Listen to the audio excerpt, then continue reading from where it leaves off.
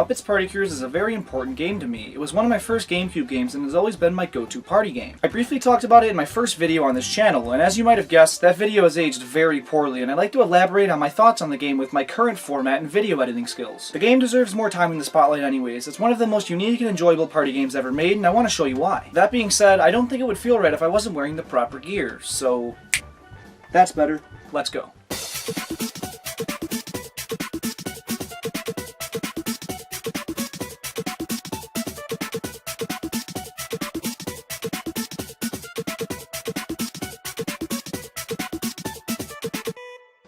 In order to claim something as one of the best in its genre, it's necessary to compare it to other praised games in said genre. Now, when I say party game, I mean minigame-based games with some sort of board game mode attached, because the genre itself is quite broad and includes every game that's intended to be played at social gatherings to facilitate interaction and provide entertainment and recreation, according to Wikipedia. So, as comparison games, I've called upon the Mario Party series, but I wanted to use a GameCube entry, as that's only fair, and my personal favorite on the console is 5, so that's what I'll be comparing it to. I didn't think one AAA party game was enough comparison though, so I turned to some other licensed party games on the GameCube. I have SpongeBob Lights Camera Pants, which doesn't have a board game-esque mode, but I still want to use a second game for comparison purposes, so it'll have to do. I'll start with the visuals and music of each game, and I'm gonna say right away that Mario Party 5 wins in terms of visuals. It's a AAA game, what'd you expect? It's the only one to feature any kind of progressive scan 480p gameplay, and everything's clean as can be. Muppets Party Cruise isn't as nice to look at, but it still looks remarkable. The characters look exactly as they should, the environments are colorful and detailed, and I have no complaints. If it was progressive scan compatible, it would be on the same level as Mario Party, but unfortunately it isn't. I don't know what Lights Camera Pants' excuse is though. It came out 2 years after both of these games and looks the worst. It isn't bad by any means, but it's the newest of the bunch and it does not look like it. In the soundtrack department, however, Party Cruise definitely has the edge on both of these games. Mario Party 5's is probably the worst of the bunch. Most of it sounds fine, but it's very generic. Lights Camera Pants' has a little bit more personality, but neither of them come all that close to Party Cruise. I don't want to play a ton of samples for you in the middle of this video. I want to get into the more interesting and important things first, but at the very end I'll be sure to play a couple tracks for you. For now, let's move to the minigame selection for each game, since all three have that, and I'll be honest, Mario Party has a better selection overall, not to mention it has over twice as many games. It's even got different types of minigames like 1 vs 3, 2v2, and 1v1. There are quite a few busts, but you just can't beat the Mario Party minigame selection. Even the more recent games with lacking party modes have tons of crazy fun minigames. That's always been the series' greatest strength. So here's a list of my 5 personal favorites. Number 5, Revolving Fire. One player controls the flames and heat waves, trying to throw their opponents off the side, and the other 3 try their best to avoid their attempts. Number 4, Hotel Goomba. You go through 3 rooms of a hotel and punch Goombas out of the way to clear a path for yourself. Number 3, Squared Away. One player plays as a smaller, faster cube, while the other 3 play as a larger, slower cube and try to trap and squash the other player. Number 2, Pushy Penguins. A stampede of penguins attempts to get to the frigid waters, and the 4 players have to avoid them charging and stay on land longer than the rest. And number 1,